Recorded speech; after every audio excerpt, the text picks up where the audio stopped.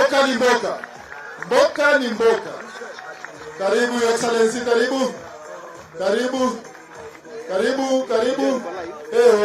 Kaliwao, pacha msali kuja. Karibu Your Excellency. Karibu Your Excellency, makofi tafadhali. Karibu Your Excellency. Karibu. Yo, shughuli kubwa mandogo jua zote zina mata. Tushakubalia fadha juu umetupa wera hasa la kuna matata na sikizi pia chat na uweza toa sadaka. DJ kata kidogo, kata kidogo, tuendelea baadaye.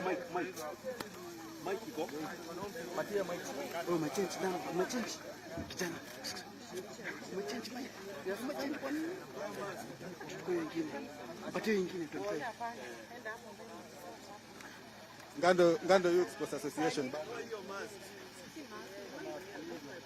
Okay. Sisi ni Ngando Youth Sports Association. Asili yetu ni ball. Tunaempower vijana through kucheza ball na kufanya various entrepreneurs kama kuuza merchandise na ku hire out friends na vitu. Leo tumepata kuongezea nguvu katika hasa na sana. Pamoja.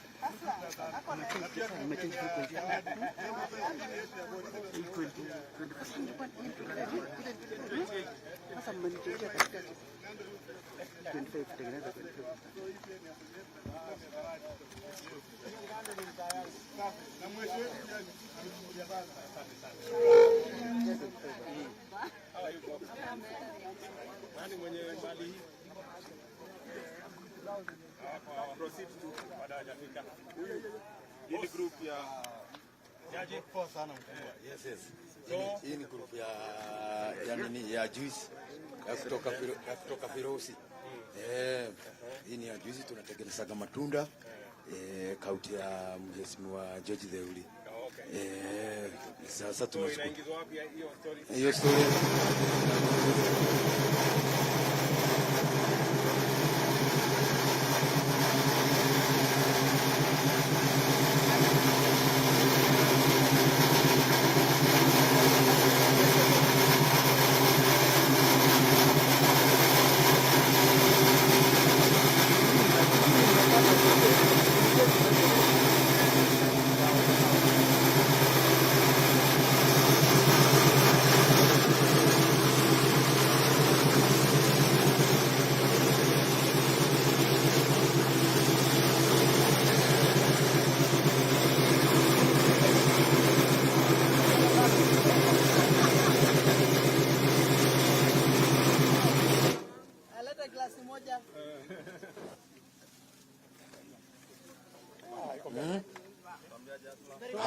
unauza pesa ngapi hiyo?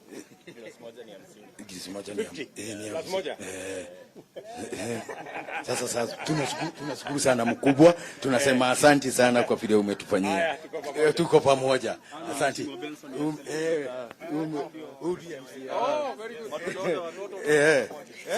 Wanaka group. Ndio. Watoto na nao kwake. Ndio. Sawa. Hi my dear. How are you? I'm fine, thank you. So okay, mimi naitwa Faith Karambu na represent Utawala Queens. Tunakuanga chama ya mama tuko 30 na tunakuanga na project. So hapo tunainuananga sisi wenyewe. Sisi ni mahasola pale mtaani tunakuwakilisha. Tunakuwakilisha. Sasa hii ni oven. Tunataka kuanza ka bakery. Tuko hata na tunatengenezanga detergent, sisi liquids, detergent, toilet cleaners.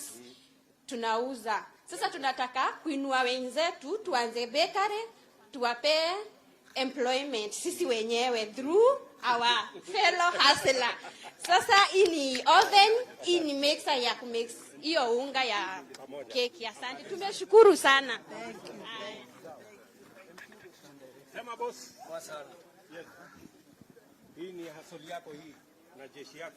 Hii ni kwa mimi naitwa Hashim na mimi ni the leader Korogocho. Na mimi ndio ile team ile ya yellow last time tulikuwa na yeye watu 1211. Yeah.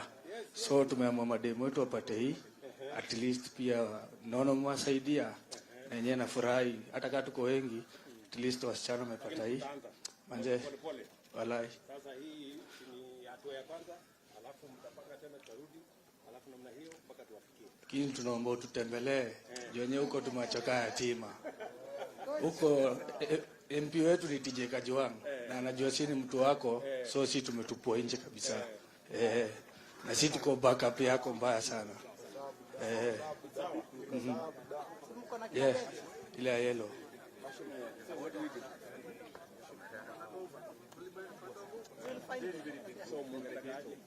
Zetu tulikuwa nataka tu utembeani wa kufeel. Jonye tumefight na yao huko chini. Na hadi tuko na hadi uniform, So unajua mweshi, tuko wengi. Alafu tuko wengi. So unaona ka why don't you go sit them down? Alafu you assess, they engage them. Alafu you distill maybe 3-4 things that we can do. Si mko na kina Beth? Bwana mkae na Beth leo, kesho tuko na yeye hapa, akuje kesho na brief ya zile vitu mnataka mfanyiwe. Sawa. Nashukuru. Hashim, Pamoja.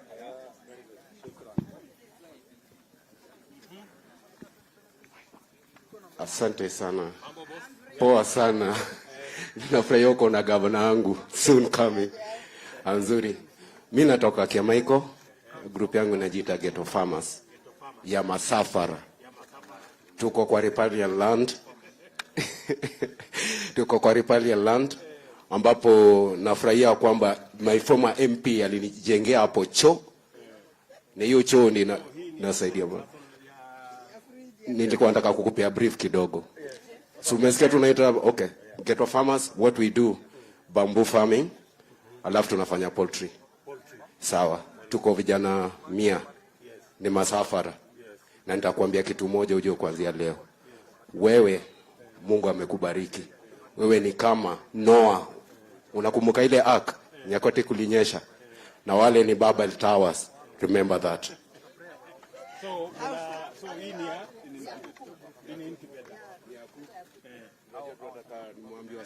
nimwambia wasifikirie kwa udogo, tunataka kujipanua tunataka kuku kwa hizi hoteli kubwa kubwa. Already tuko na kuku sisi. Tuko na kuku si ati utani. MCA wetu James Mwangi wa Mboi tunampenda sana. Kagis. Ndiye ameona ile kitu tunafanya kwa mto kule. Ndio tuna protect mpaka mto ya Madhare. Asante. Salama sana.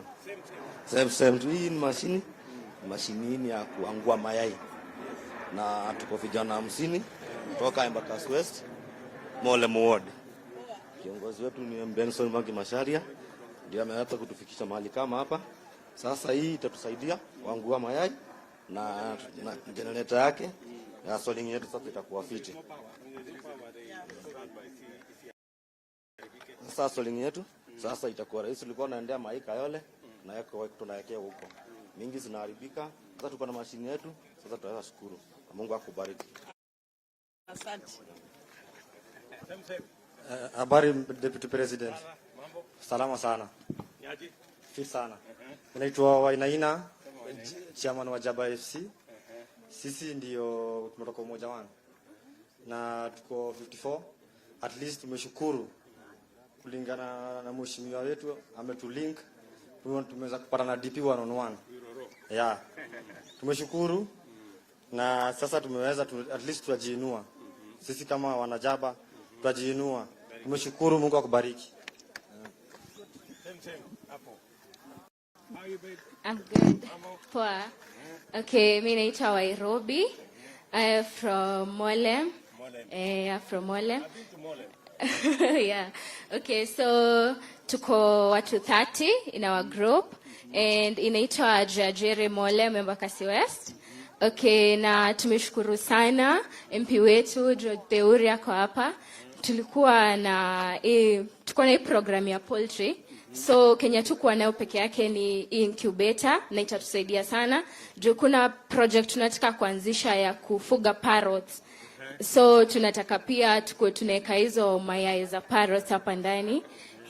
Magoose. Thank you so much.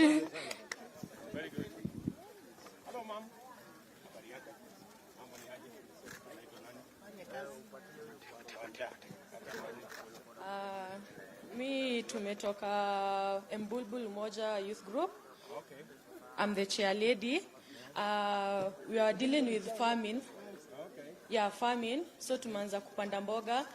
Hapo just below kwenye tumekomboleshwa kulima, kuna maji na flow, so imekuwa hard for us kutoa maji kumwagilia mboga zetu, so ndio maana tulirequest water pump iweze kutusaidia tulishe mboga zetu. Water pump mko nayo sasa? Tuko nayo. Tutapata mboga na pia tungependa kuomba tank ndio kwenye jua inawaka zaidi, at least tunakuwa na storage ya maji inatusaidia. Na tunashukuru. Asante sana mama.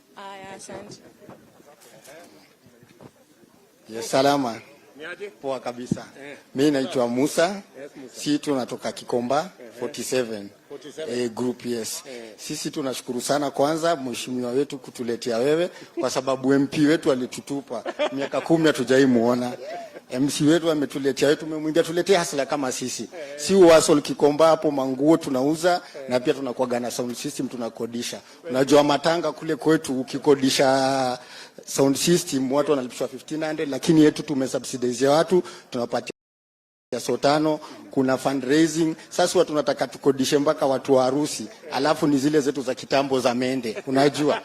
Sasa tunashukuru at least umetuletea vitu zinaweza, vitu za kisasa, na Mungu akubariki. Hii kwetu ni kama mana na wewe ni Moses wetu. Mungu akubariki. Amen. Asante sana.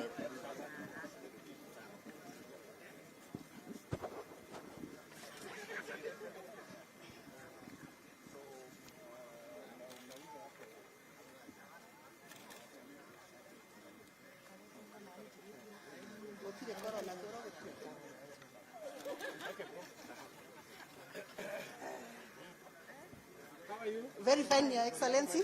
Mzuri sana. Kabisa. Kwanza tunakushukuru sana Mheshimiwa Naibu wa Rais. Sisi tunajiita Munyaka Women Group. My name is Ann Kashi. Munyaka. Baada sisi hapa Bahati. Kwanza ni kukushukuru sana kwa hizi vitu umetubariki nazo siku ya leo. Hii saloon tunatengenezaga kila siku. Lakini judo haitoshi yenyewe, acha saluni kae. Lakini kwa sababu yako hii saluni inaendelea. Na ukue wa kwanza kuja tukutengeneze hiyo miguu. Asante sana na ubarikiwe. How are you, my dear? Very good. Habari zenu? Salama. Kamau. Hawa ni watu wako? Kabisa. Very good. Your Excellency, thank you for letting us be here. Tumeshukuru kwa kuchagua among many others. We are gifted hands from Komalok, Bakasi Central. We are 15 ladies. We are salonists. And we thank you for this. It will be the best among what we have. And we would like, at least you give us Margaret Wajiro, and you come and we make her hair and we do your nails and and we appreciate so much. And our Mheshimiwa MCA amekuwa na sisi na ametusaidia sana, and our honorable MP have also given a hand too. Thank you very much. Yeah. Boss. Mambo. Habari mungwana. Nganga. Bwana afya. Habari mheshimiwa. Mimi naitwa Teddy ama Teddy the Baba. Na tumekuja huku the Baba. Na the kinyozi. Na tumeletwa huku na mheshimiwa wetu, MCA wetu kwa saizi, MP mtarajiwa, Mheshimiwa Nganga. Na mimi nawakilisha Mwiki, kikundi yetu inaitwa Trenders Youth Group. We are 21, we are both men and women. Na tunafanya kazi ya kinyozi. Na yenyewe hapa umetuinua, asili itakuja kuwa, asili imepanda yenyewe, asili itakuwa bie. Sasa hii asili itakuwa bie, mboka iko shwari kuruka. Asante sana. Thank you very much.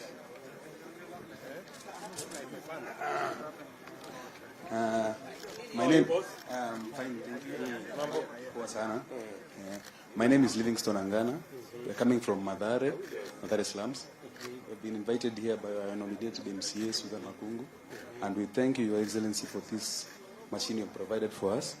It will make our work easier. What do you normally do? We are a CBO of 300 members, and we do laundry and among many things. And this machine will help us so much. Yeah. Okay. 300 people. 210 boys, 90 girls. We do laundry and we hold an event called Mathare Talanta, of where we bring our boys and girls so that they can do something creative and among many things. So you explain that when you get one machine, you share amongst 10 or 12, then you move the next 10 or 12, like so. So naona hiyo ndio mwanzo, naona DP. Yeah, we are just beginning. Yeah. Yes, because it's a big CBO, His Excellency. Yeah, it's a very big group.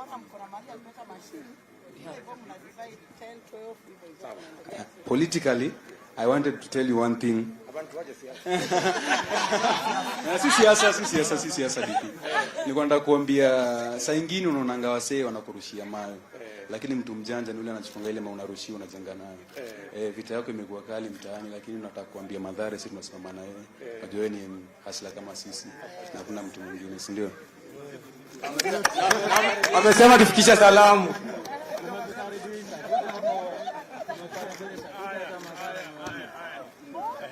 Kwa majina naitwa Eric Omondi Ojango, natoka Pangani Enterprise Youth Group, ward ya Peter Wainya kwa Pangani.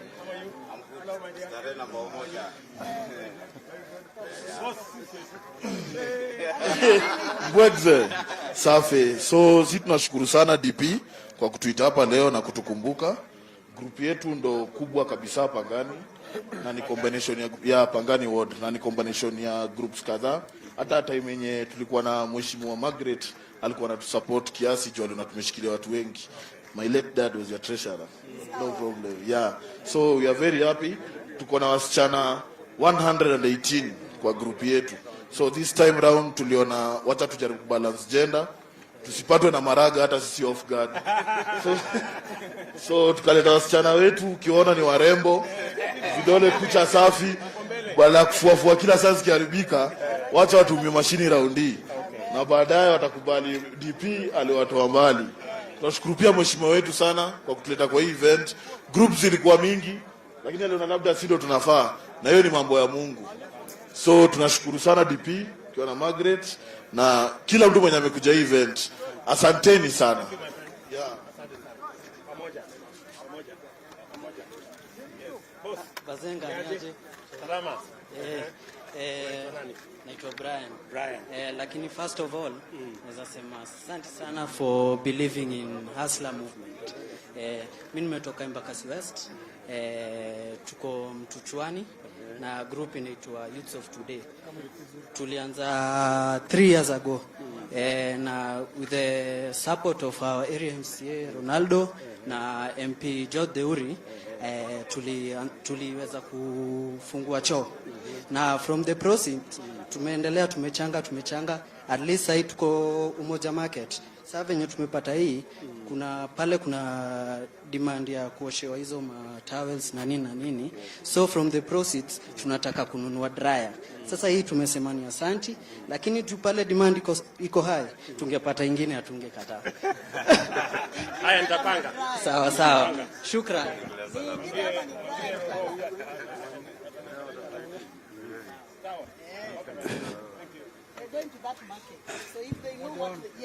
Yes, Mdosi, mambo? Chonjo sana. Mama wetu. Mama yangu amenilea sana. DP, kwanza tunasema ni asanti.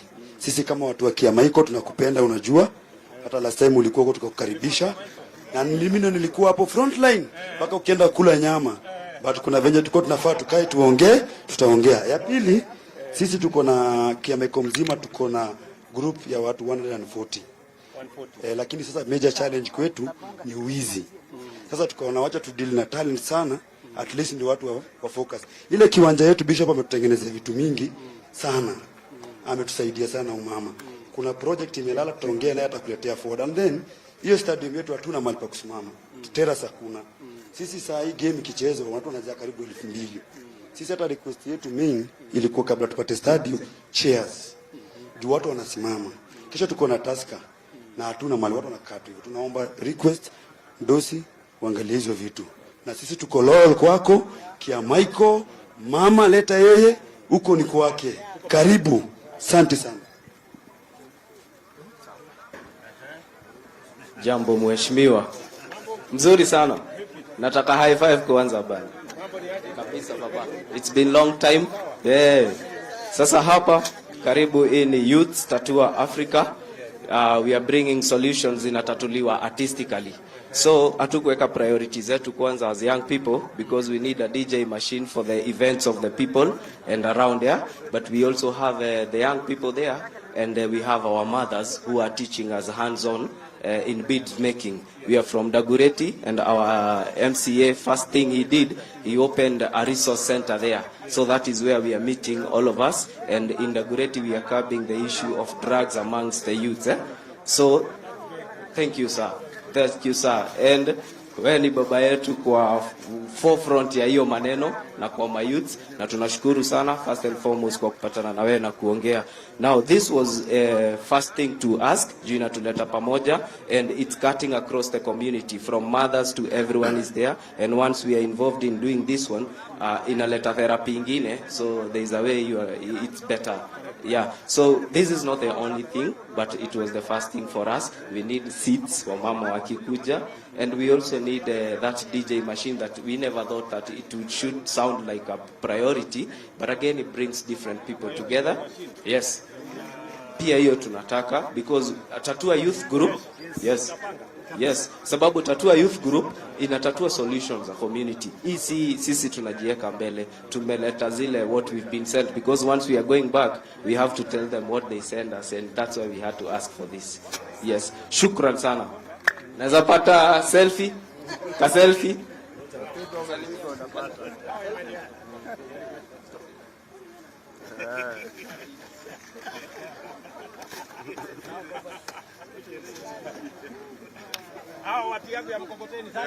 Poa sana. Uko fiti.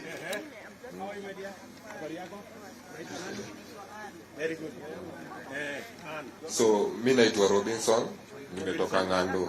Si jirani wako tu hapa. Hapa Ngando. Mimi ni jamaa wa mtaa wa Tumeletwa na mheshimiwa wetu hapa, Nancy. Ndo maana tumekama hapa, si ufanya kazi ya garbage collection. Na tulikuwa na mkoko moja. So tulikuwa tuna take time sana ku collect garbage. Hata Nancy tupata tukibeba na magunia. Akasema lazima atushikanishe na hasla. Na tunashukuru sana leo tumefika hapa. Naona tumepata mikoko na itatusaidia kutafuta customers wengi na kufanya kazi mob ili tuweze kujisaidia. Juu unasikia group yetu ni Ngando Reformed. Ni vijana walikuwa wamepotelea kwa pombe, uwizi, na so tukakaa pamoja, tukaona life yetu inaisha. Turudi, tujirecollect, tuone venye tunaweza jisaidia. So tukaanzisha hiyo group, na pia ujue ukiambia mtu utoka kwa ulevi na umpatie alternative nyingine, atarudi huko. So tukakaa tukaona tuanze ku-collect garbage kwa mtaa. Na nikamwambia msidharau kazi ya takataka. Takataka ni do. Juka saa hiyo inalisha zaidi ya watu 250. Kwa hivyo hata mtu akienda na home imemsaidia pahali. Unaona? Na juu ile mentality mtaa ilikuwa imetuwekea vijanani wabaya ni waizi, tunaweza omba hata kama unaweza tupatia overalls ndio ya identity ya hata tukienda kazi watu wanajua enjoy group ni watu wako reformed, ni watu wamechange. Unaona? So tukiweza pata overalls kama 50, unaona, overalls kama 100 za identity, unaona. Asanti. Asanti sana.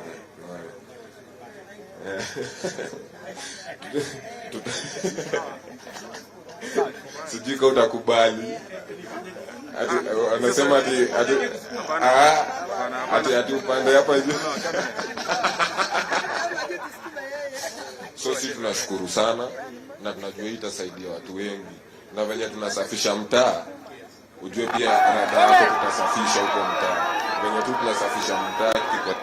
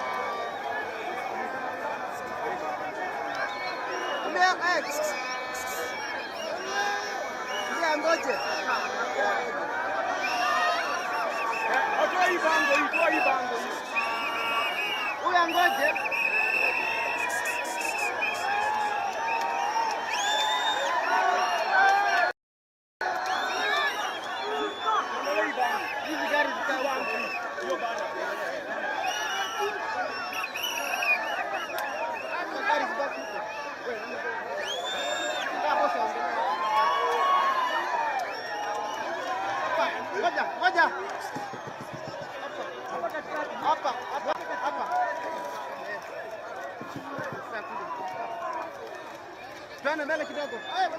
Wacha msikize Mike. Nenda mbele kidogo. Sasa ngoja simame hapa.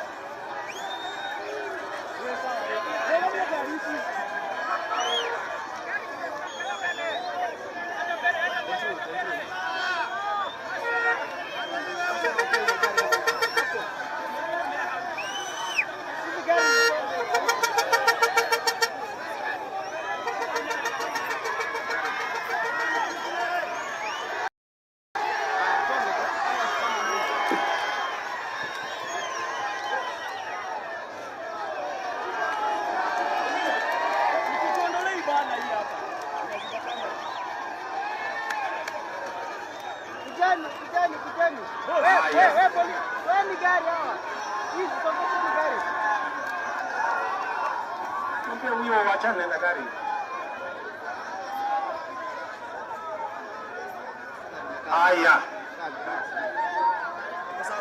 basi watu wa Murang'a hamjambo? Andu wa Murang'a muriega rege ngaino mwega endeshove. Bwana Yesu asifiwe. Hebu nione kwa mikono. Bwana Yesu asifiwe. Basi mimi naona kuna maneno. Tuko pamoja? Basi kwanza mimi nimefurahi sana kufika hapa Murang'a tena, hasa nyinyi watu wa Keno. Nyinyi ni watu wa maana, nyinyi ni watu wa muhimu, nyinyi ni watu wa ngwana. Asanteni sana kwa kutukaribisha hapa Keno. Sawa. Mimi ninajua hapa Keno tulikuwa na matatizo asubuhi. Shetani alikuja ati kutuletea kasheshe na furugu. Na watu wa Keno, mimi nawashukuru, nyinyi ni watu wa kumcha Mungu, mkasema shetani ashindwe. Ni shetani ameshindwa? Alishindwa hakushindwa?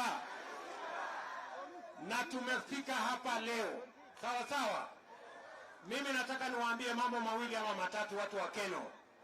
Sawa. Kwanza, mimi nimefika hapa kusaidia kujenga kanisa la AIPCA kwa sababu sisi tunamtambua na tunamuomba Mwenyezi Mungu aliye hai. Sawa. Jambo la pili, mimi nimefika hapa Keno vile kwa sababu Simama hapa na rais, tukaomba kura yenu na mkatupatia kura yenu. Mimi ndio mdogo wa rais na niko na haki ya kuwafanyia kazi watu wa Murang'a kwa sababu kazi walinipatia. Ni kweli ama si kweli? Tunaelewana? Toe hamwe. Hebu wekeni chini ndio tubonge na wale. Boss, nimesikia, nimeona hiyo mambo yako. Sawa sawa. So leo nimefika hapa na mimi nataka niwaambie wale wako na kisirani, mimi niko kazini my friends. Hawa watu walinipatia kazi mimi ningekuwa jobless kama hawa watu wangenipatia kazi. Na nimefika Murang'a kazini. Ama ni aje? Kuna mtu anazuiwa kwenda kazini? Mahali ameajiriwa? Mahali analipwa mshahara? Watu wawache mchezo bwana. Ama ni aje? Tuko pamoja? Kwa hivyo mimi ni mfanyikazi ya wananchi wa Kenya. Nalipwa mshahara kufanyia wananchi wa Kenya kazi. Leo nimefika hapa, niko kazini. Leo nimekuja kuungana na watu wa Murang'a tujenge kanisa hii. Kwa sababu mimi nataka niwaambie watu wa Murang'a, tuko pamoja. Sisi tunaenda kanisani kwa sababu kama sio Mungu, Uhuru Kenyatta na mimi hatungeunda serikali ya Jubilee. Ni kweli ama si kweli? Nyinyi mnakumbuka watu wa Murang'a. Nyinyi mnakumbuka wakati wa 2012 Uhuru Kenyatta na mimi tulikuwa na kesi. Tulikuwa na wapinzani wakubwa. Lakini tulienda kanisani, tukapiga magoti, mkatuombea. Mungu akaondoa ile shida tulikuwa nayo, akatupatia nafasi ya kushinda wale mashindani wetu ambao walikuwa wakubwa, tukaunda serikali ya Jubilee. Ni kweli ama si kweli? Ni Mungu ama si Mungu? Ni Mungu ama si Mungu? Ndio mnaniona mimi kila wakati naenda kanisani kwa sababu ya Mungu. Tunaelewana? Na leo mimi nashangaa ile serikali sisi tumeunda tukiwa tumeenda kupiga magoti kanisani na tukaombewa, ati hiyo serikali inakuja kupiga tear gas ati kanisa. Shetani ashindwe. Mimi nataka niwaambie wafanyikazi. Tunaelewana? Mimi nataka niwaambie wafanyikazi wa serikali, wale wote ambao wanafanya kazi chini ya Mheshimiwa Uhuru Kenyatta na mimi, wasisahau mahali tulitoa hii serikali. Ati mpaka wanaenda wanapiga tear gas kanisani. Sisi hatungekuwa watu, ni Mungu alitupatia rais akawa Uhuru, mimi nikakuwa deputy president, Jubilee tukaunda kwa sababu ya kupiga magoti kanisani. Ni kweli ama si kweli? Si ni kweli jameni? Si ni kweli? Kwa hivyo tuheshimu Mungu. Tuheshimu Mungu. Na mimi nawaomba msamaha watu wa Murang'a na watu wa Kenol kwa sababu ya aibu hiyo ilifanyika leo asubuhi hapa, ati watu wamekuja, officers wa askari ambao tunawalipa mshahara ya Kenya, ati wamepiga tear gas kanisani. Poleni sana, naomba msamaha kwa sababu ama kwa niaba ya serikali ya Kenya. Hiyo ni jambo ambalo halingefanyika, halingepaswa kufanyika, na mimi nataka niseme halitafanyika tena. Tuko pamoja? Tuko pamoja? Mimi vile vile nataka niwaambie, tulikuja hapa na rais, ni kweli ama si kweli? Tukawaambia tutakomesha na kuzima siasa ya chuki, ya ukabila, ya fujo. Ni kweli ama si kweli? Ndio tukaunda serikali ya Jubilee ili kukomesha siasa ya ukabila na chuki na fujo. Mimi nataka niwaambie wale viongozi ati walipanga vijana hapa wapigane leo. Munaaibisha Uhuru Kenyatta. Munaaibisha serikali ya Jubilee. Munaaibisha taifa letu la Kenya. Hatutaki siasa ya fujo. Hatutaki siasa ya chuki. Hatutaki siasa ya ukabila. Ni kweli Murang'a ama si kweli? Ni kweli ama si kweli? Na kama wewe ni mbunge, alafu unaenda kuchukua mtoto ya mtu mwingine, unamulipa shilingi 500, akuja alete fujo, alafu anaumizwa, na wewe mtoto yako umepeleka shule, bibi yako wako nyumbani, wewe kichwa yako inafanya kazi ikienda wapi? Ndio mimi nawauliza vijana wa Kenya. Nawauliza vijana wa Kenya na vijana wa Murang'a, musikubali kutumiwa na viongozi wenye wamelamazwa katika mawazo yao, viongozi wenye akili punguani, ati wewe uende ufanye fujo, ulipwe shilingi 500, uumize watu wengine. Hiyo siasa tulikataa kama Jubilee. Tunataka siasa ya empowerment ya vijana, sio ya kutumia vijana kufanya fujo. Tunaelewana pamoja? Tunaelewana jameni?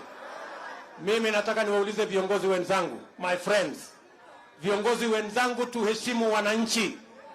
Kama wewe ni kiongozi na wewe unataka kufanya fujo, tafuta bibi yako, tafuta bwana yako, tafuta mtoto wako, peleka kwa fujo.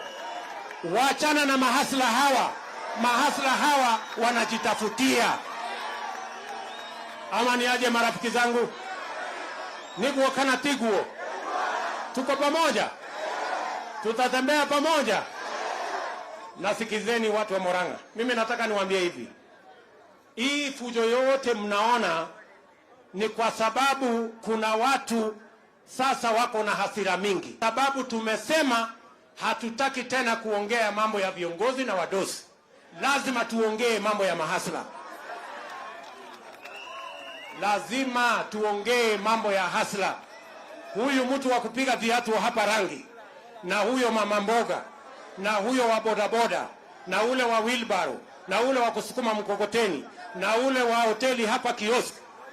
Hawa watu ndio tunataka kusikia mambo yao. Tumeongea mambo ya wakubwa siku nyingi, wadogo wamesahaulika. Ndio tumesema we are changing the conversation. The conversation will be about leaders. It is going to be about ordinary citizens. The conversation is not going to be about power. It's going to be about empowerment of ordinary people. The conversation is not going to be about positions. It is going to be jobs for ordinary citizens. That is the conversation we must change. Na kuna watu wako na hasira kubwa ati kwa sababu tumeongea lugha ya mahasla. My friends, mimi nataka niwapatie notice. Safari hii mpaka tutatue shida ya watu wadogo, hatuwezi kuongea mambo ya watu wakubwa. We have talked about leaders and madosi for a long time. This marks the second time our courts have pronounced themselves on this matter. On both occasions, our courts were bold, clear, and unmistakable. Without any doubt, the court brought the voice of Wanjiku to life and called on us to move on to the most pressing needs of our citizens and our nation. The court decision reaffirms that Kenya is a country governed by the rule of law, not the rule of men, where the constitution and the sovereignty of the people are supreme and not the political elite. No one has lost and no one has won. It is a win-win for both the people and the Constitution. The people have won, the Constitution has won, and the rule of law has prevailed. I laud the courage of the judges who have bravely defended the Constitution. God bless them. This is therefore a moment of reflection and appreciation. We thank the Almighty God for giving us this unique day to celebrate our progress as a people and as a nation. We celebrate our institutions which have come of age, foremost the judiciary. Our Constitution continues to reveal itself anew, day after day, and the living expression of the sovereign will of Kenyans. We rejoice in the timeless spirit of freedom that remains alive in our land. We delight, most thankfully, in the vigilance and the civic engagement that pervades our country, and the commitment by Kenyans of all walks of life to rise and defend their liberty. We may now live our lives and build our nation with the confidence that the brave patriots of our judiciary stand ready, capable, and courageous to secure the promise of our national anthem that justice be our shield and defender. In this spirit, it is time for us, especially the political class, to set down our battle standards and shed our partisan armor and unite in actualizing the aspirations of ordinary citizens. It is time for us to join hands and pursue the priorities of wananchi with the same urgency, vigor that has been dedicated to the BBI. We must make up for all the time lost, resources spent, and opportunities forgone in the knowledge that time is of the essence. For truly, it is never too late to do the right thing. I therefore plead with all leaders to harness the spirit of bipartisanship and direct our minds and energy towards efforts that positively affect the well-being of all our citizens. I strongly urge that our starting point in this endeavor is to apply our best collective efforts, mobilize and commit adequate resources towards the decisive management of the COVID-19 crisis in order to free up the country, return our people to work, and restore our economy to its full flight. We must agree that rolling out a vaccination program to cover the entire nation is imperative if our nation is to have any hope of recovering lost time and catching up with a world that is quickly recapturing its rhythm. Nothing can stop us from achieving full success if we are all united in purpose and pursue this goal with a resolute momentum, energy, and resources previously earmarked for constitutional change. Together with this, we must urgently retrace our path to the Big Four agenda, which packaged a comprehensive raft of policy interventions, programs, and projects aimed at creating millions of jobs for our young people, rejuvenating our agriculture and livestock sectors for food security, agro-processing, value addition, and manufacturing, and also securing the health of millions of citizens through the universal health coverage.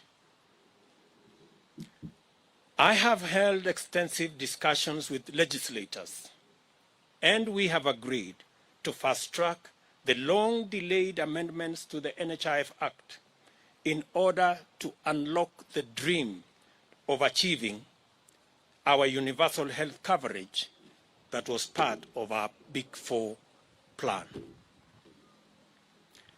We have also agreed on a similar initiative to reintroduce amendments to the Housing Act to establish the framework for the actualization of the housing fund that is a prerequisite for unlocking the housing program envisaged under the Big Four plan. This will set the stage for the achievement of the housing pillar of the Big Four agenda. The housing plan's twofold promise of making affordable housing available and also creating millions of jobs for young people is the sort of intervention this country needs for this critical moment. We should work with Parliament in its full bipartisan strength to create the legislative framework required to facilitate mobilization of resources necessary to radically transform agricultural production and productivity. This should enable Kenyans to achieve food security and nutrition sufficiency and create a surplus for diversified agro-processing and manufacturing under the industrialization plan. This effort will finally rise to the challenge of moving over 2.5 million families from food nutrition poverty and perennial dependency on food relief. Going forward, we shall need to focus on strengthening and recalibrating our economic policy and programs to deal with the most pressing, the most urgent, and the most consequential needs, beginning with a deliberate, thorough, and purposeful reckoning with the chronic problem of youth unemployment. We must figure out a way of enhancing productivity and competitiveness while creating millions of job opportunities as a matter of urgent priority. A related and urgent intervention that will help in this effort will be to reorganize and consolidate financing of micro, small, and medium enterprises to liberate them from the chokehold of Shylocks and an exorbitant interest rate regime that presently stifles the promise of meaningful growth and stalls the possibility of enterprise development and wealth creation. As a nation, we must commit to creating opportunities for every enterprising Kenyan to thrive and make a living. Furthermore, we must strongly commit to collective effort to fashion a new future for Kenya based on a new socio-economic and political paradigm. It is time for us to imagine together a new society that gives priority to the greatest number of its citizens. This new society must choose the welfare of the people over that of leaders. It must prefer the realization of empowerment of the masses to the naked pursuit of power sharing among the political elite. And we must pursue the creation of millions of jobs, not the mere sharing of political positions. The nation we envision is focused on success through enterprise, not largesse from patronage, and is committed to fundamental and inclusive economic transformation, not opportunistic coalitions to rig the system against the people. We cannot and must not, in all honesty, embark on a discourse about the future of our nation without the largest owners of that future. The youth, the young people, are and by far the demographic that most the demographic most affected by the grave state of affairs in our country. The overwhelming majority of young people suffer the brunt of joblessness. Many have been driven to depression. Many have become victims of drug abuse syndicates. And the vast majority are hostages of burdensome debts.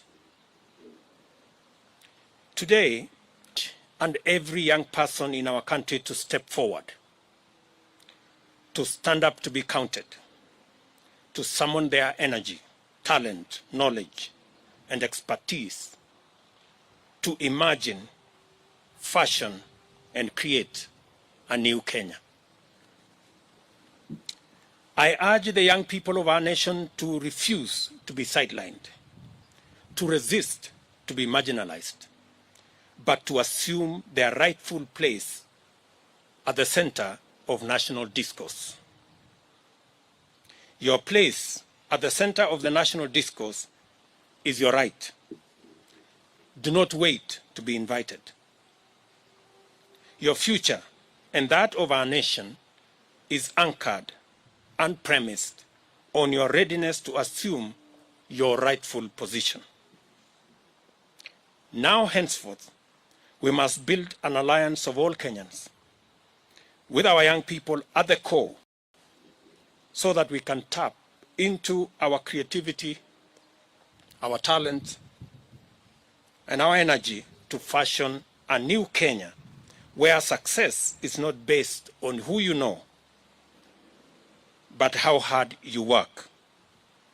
A Kenya where nobody is left behind. As leaders, we must consolidate the beauty of our dreams by believing in the promise of our young people.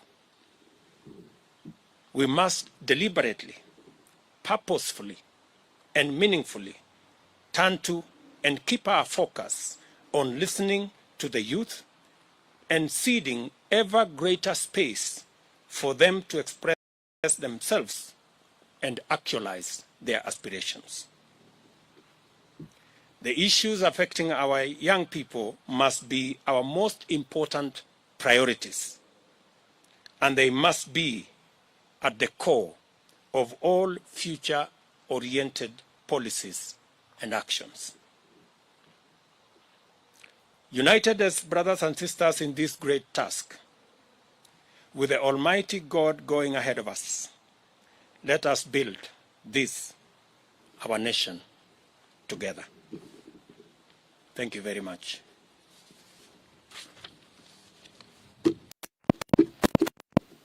That is my statement. I will take one or two questions.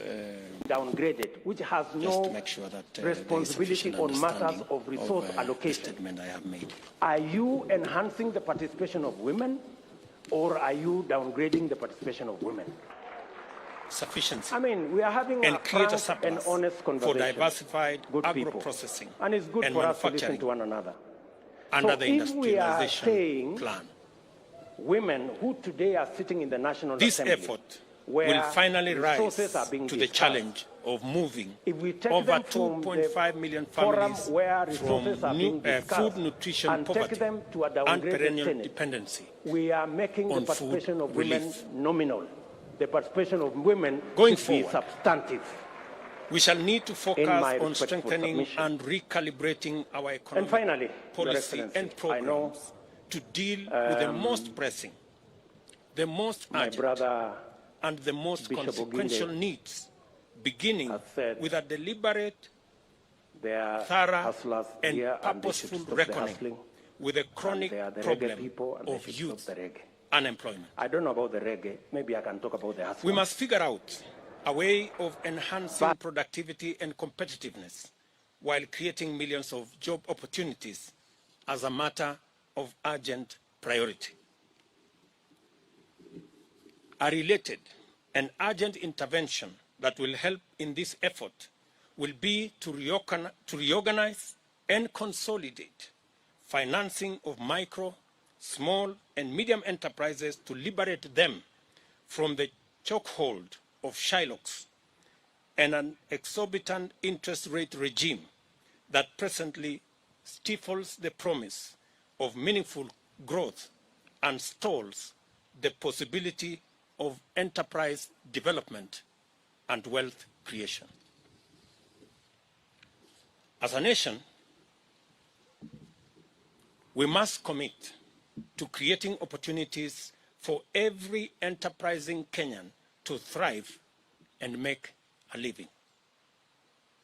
Furthermore, we must strongly commit to collective effort to fashion a new future for Kenya based on a new socio-economic and political paradigm. It is time for us to imagine together a new society that gives priority to the greatest number of its citizens. This new society must choose the welfare of the people over that of leaders. It must prefer the realization of empowerment of the masses to the naked pursuit of power sharing among the political elite. Responsibility on matters of resource allocation. And we must pursue the creation of millions of jobs, not the mere sharing of political positions. I mean, we are having a frank and honest conversation. The nation we envision is focused on success through enterprise, not largesse from patronage, and is committed to fundamental and inclusive economic transformation, not opportunistic coalitions to rig the system against the people. We cannot and must not, in all honesty, embark on a discourse about the future of our nation without the largest owners of that future: the youth, the young people, are and by far the demographic most affected by the grave state of affairs in our country. The overwhelming majority of young people suffer the brunt of joblessness. Many have been driven to depression. Many have become victims of drug abuse syndicates. And the vast majority are hostages of burdensome debts. Today, and every young person in our country to step forward, which has no to stand up to be counted, on matters of resource to summon their energy, talent, knowledge, the and expertise, or are you to imagine, the participation of women? Fashion, and create we are having a new frank Kenya. And honest conversation. Good people. I urge the young people of our nation to refuse to be sidelined, to resist to be marginalized, but to assume their rightful place at the center of national discourse. Your place at the center of the national discourse. To a downgraded Senate, we are making the participation of women nominal. The participation of women should be substantive, in my respectful submission. Downgraded, which has no responsibility on matters of resource allocation. Are you enhancing the participation of women, or are you downgrading the participation of women? We are having a frank and honest conversation, good people, and it's good for us to listen to one another. So if we are saying women who today are sitting in the National Assembly, where resources are being discussed, if we take them from the forum where resources are being discussed and take them to a downgraded Senate, we are making the participation of women nominal. The participation of women should be substantive, in my respectful submission. And finally, Your Excellency, I know my brother Bishop Oginde has said there are hustlers here and they should stop the hustling, and they are the reggae people and they should stop the reggae. I don't know about the reggae. Maybe I can talk about the hustlers. But let me say the following. The real elephant in this whole conversation is what was identified as the winner take all and the inclusivity question. Now, Professor Adam Solo, I have confessed I'm a scientist and I'm a bit slow. I want you to explain to me in this proposal. You have said that in this proposal, we will have the president with his running mate, deputy president.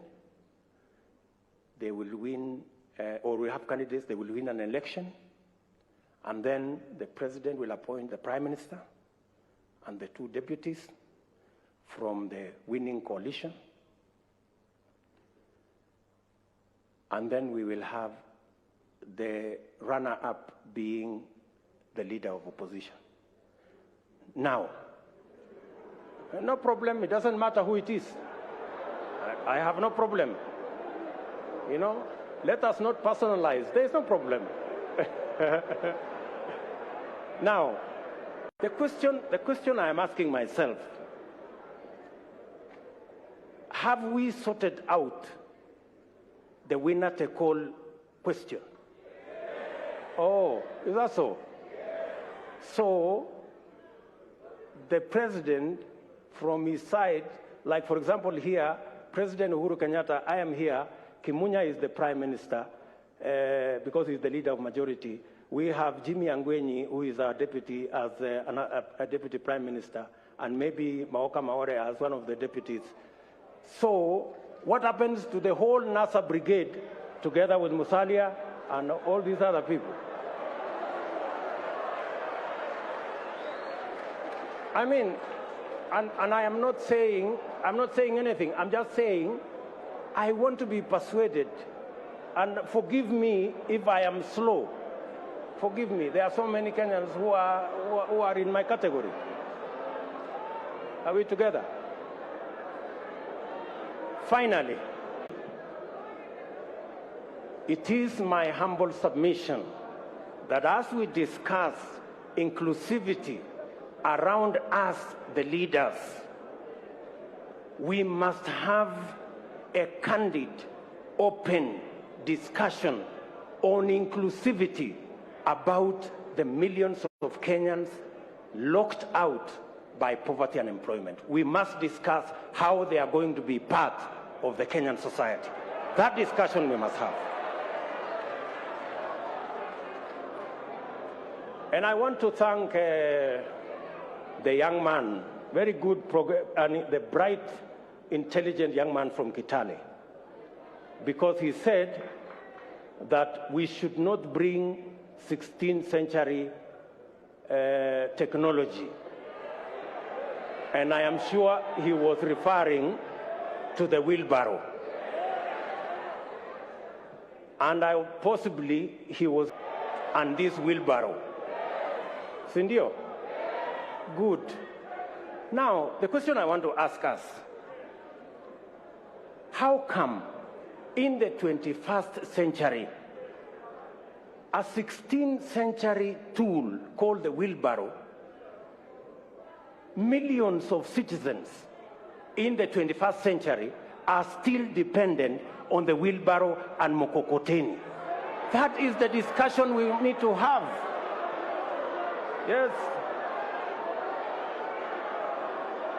That is the discussion we need to have. And that discussion is a discussion that involves millions of Kenyans. Millions of Kenyans. Let me then say, as I conclude, that the Honorable Kalonzo Musyoka, I am finishing. You know, I speak for millions of hustlers, so just give me a minute. Thank you. Thank you very much. Thank you very much. So, Bishop Oginde said that the hustlers must stop the hustling. I have heard leaders here say that as we discuss this conversation, we must not have an us versus them. I have also heard leaders here say we must never have a conversation and a contest about the poor and the rich. We must never go there. And I believe we must never go there. But I want to remind you, good people, Abraham Lincoln, the 17th President of the United States of America, said, things may come to those who wait, but only things left by those who hustle. That is Abraham Lincoln. He was never talking about the rich and the poor. He was talking about the people who wake up early, the people who sleep late, the people who work hard, and that is the society we need to build.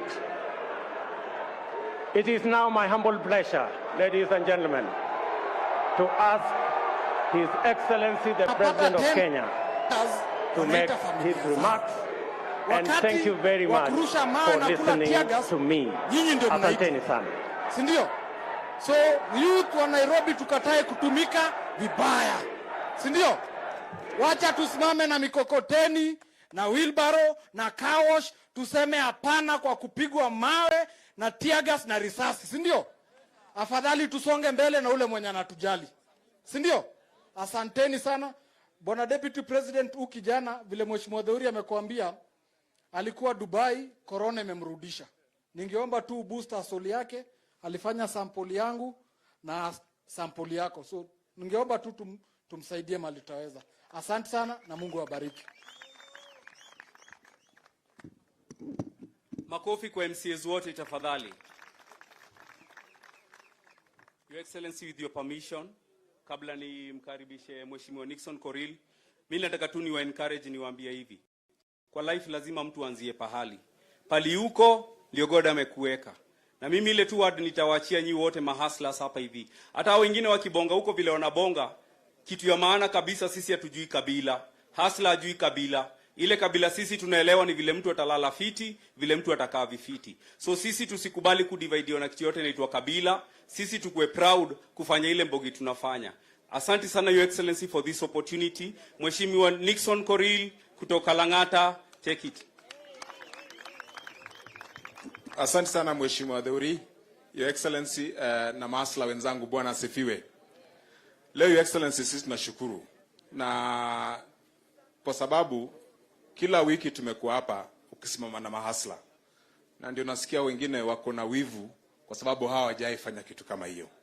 So kabla sijaitawala wabunge wako hapa, nataka niite Mheshimiwa Walo aseme tu jina yake kidogo kutoka kule Kibra. Si mnajua Walo? Alitusumbua sana na Mariga kule Kibra, lakini sasa ni Timasla. Asanteni. Masla viva! Masla viva! Mimi naitwa Eliudo Walo na nimejiunga na vuguvugu la Hasla na nimeamua kwamba kuanzia saa hii mpaka 2022 iwe kulia, iwe kushoto, tuwe na jua, tuwe na mvua, nitabaki ndani la vuguvugu la Hasla. Sawa sawa? Nasema hivi, changamoto ambayo tuko nayo Kenya hii leo ni ukosefu ya kazi kwa vijana.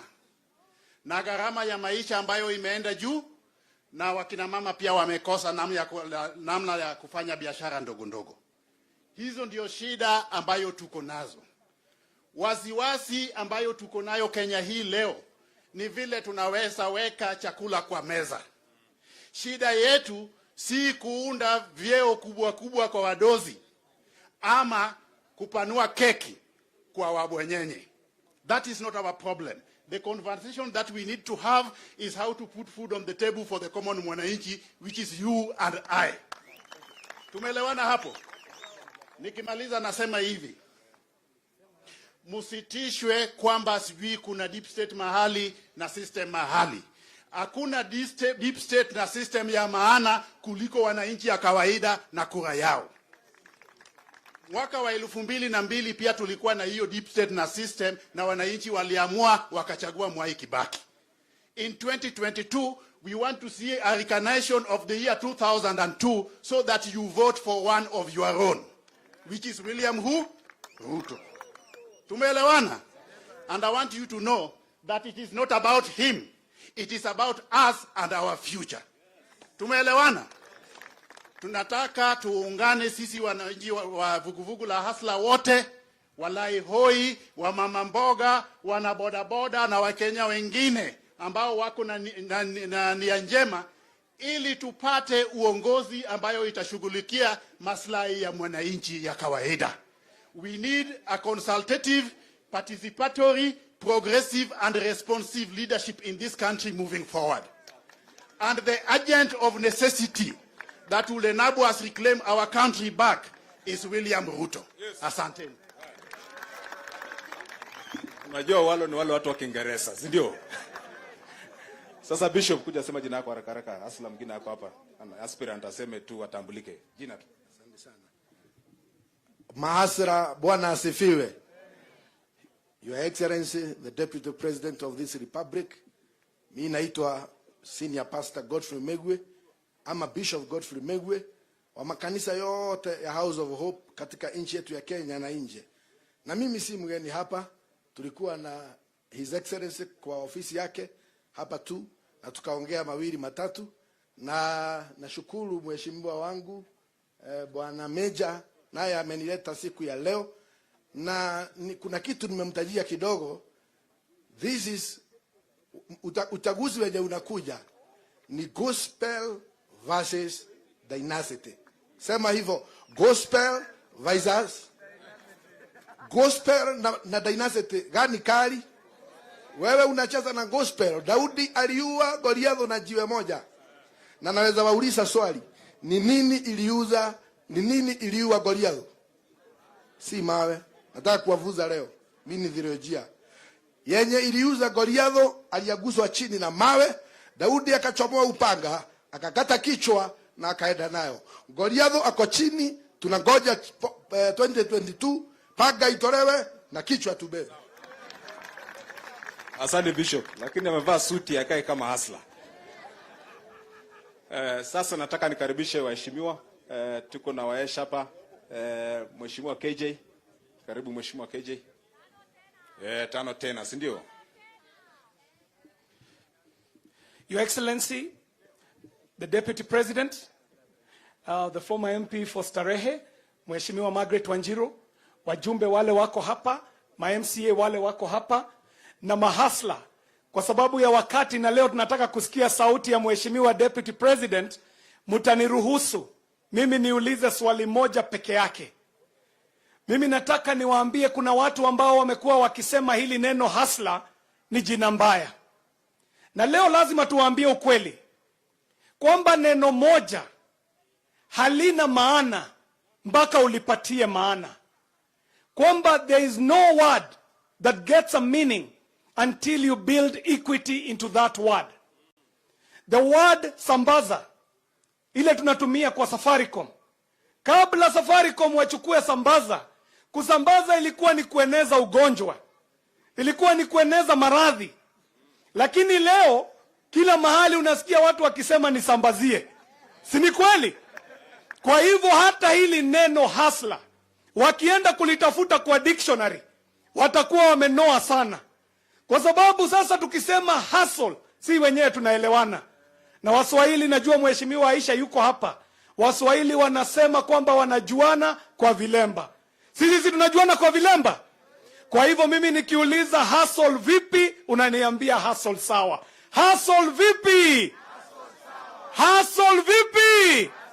Mahasla semeni ni kama tunaamini. Hii Nairobi tunaichukua bana. Hustle vipi? hustle sawa na Mheshimiwa Deputy President William Samoei Arap Ruto. Asanteni sana. Asante KJ. Na kuambia maana ya hustler kwa dictionary, muambie watafute maana ya mboka kwa dictionary ama kuomoka, si ndio? Kwa sababu wao ndio wajuaji zaidi. Sasa nataka nikaribishe Mheshimiwa Major Dong. Major Dong. Karibu Mheshimiwa. Haso vipi? Haso vipi? Mimi, Your Excellency, sitaki niongee sana. Najua mengi yameongewa. But mine is to say thank you for the tribe that you are trying to create in this Kenya. That we will have one tribe called hustlers. Na hakuna Ujaruo, hakuna Ugikuyu, hakuna nini. Ni kabila moja. Inasema nini? Hustle Nation. Mungu wabariki na tuko pamoja sana. Muendelee kutushikilia kwa ground na tutaenda mbele. Asanteni sana. Haya, Mheshimiwa aliyechaguliwa bila kupingwa, jirani wetu Mheshimiwa Kimani Ichung'wah. Asante Generali. Ndugu zangu mahasla wenzangu, mko sawa? Hustle vipi? Hustle sawa. Na mimi nitawaambia tu jambo moja, msiogope kuitwa mahasla. Venye generali amewaambia, jina hasla sio yale wanatusomea kwa dictionary ati hasla na dictionary yao. Sio dictionary zetu. Ya? Wanasema hasla kwa dictionary yao ni malaya. Sasa mama mboga amekuwa hiyo. Wewe mama uko na salon umekuwa hiyo kazi. Ati hasla ni mwizi. Mtu ya bodaboda ni mtu hana akili sababu amejiita hasla. Si umewasikia? Sisi tutauliza watu heshimu na waheshimu hustle ya kila mtu. Lakini pia tuwaombe wale wanasema hasla ni majina mbaya, wanawatusi, wanawadharau, waombeeni Mwenyezi Mungu awafungue macho. Sababu mkisikia mtu akilia ni sababu haelewi ni vipi mtu hupata shilingi 200 na wheelbarrow ama na mkokoteni. Haelewi ni vipi mtu hufanya kazi na kuweza kujikimu maisha na pikipiki na bodaboda na car wash. Ndio unasikia wakiuliza matanki ni nini? Pikipiki, tanki, baiskeli. Si mmeyasikia? Lakini tuwasamehe, hawakuzaliwa hivyo, hawaelewi. Hata Mwenyezi Mungu Yesu Kristo wakati alisurubiwa msalabani alisema Mungu Baba wasamehe, hawajui walifanya. Hata hawa tuwaombee Mungu wasamehe sababu hawajui wasemalo na wafanyalo. And we must forgive them, Your Excellency. Don't be discouraged. Continue with supporting the hustler nation, because this is not a narrative of poverty. This is a narrative of empowering the people of Kenya. It is not a narrative, Your Excellency, na unauliza kwa nini wanaonyesha hasira mingi. Hasira ni sababu umetoa wa Kenya from the narrative of ethnic balkanization to a narrative of a hustler nation that is tribeless. Sisi mahasla hatuna kabila. Na hiyo ndio inawakasirisha. Sababu tumeanza kuangazia makabila yetu, tukaangazia uhasla wetu wa kujengana sote pamoja. Tutatembea sote pamoja mpaka mwisho yake 2022. Tuko pamoja. Na mko pamoja na hasla 001. Kwa hivyo wakiwatusi waambieni tuko sote pamoja, au sio? Kwa hivyo mimi sitaki kusema zaidi ya hayo, acha nikomee hapo, niwaambie tutaendelea kuomoka na hiyo venye wameambiwa na generali waende watafute kuomoka iko kwa kambusi ama dictionary gani? Ama mboka ni mboka iko kwa kamusi gani? Hayo hawezi elewa. Asante, Mungu awabariki. Hiyo ndio mtaratara sasa, si ndio? Sasa tuko na jeshi moja kutoka kule Mombasani, anaitwa Aisha Jumwa. Kiuno, si ndio? Karibu mheshimiwa.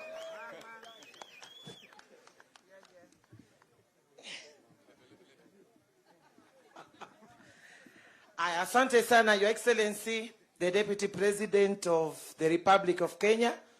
Waheshimiwa wenzangu na mahasla wenzangu, hamjambo? Hamjambo tena. Mimi nimefurahi, na hii ndio kazi ambayo tumeamua sisi mahasla tukiongozwa na hasla number 1 kuifanya katika nchi yetu ya Kenya.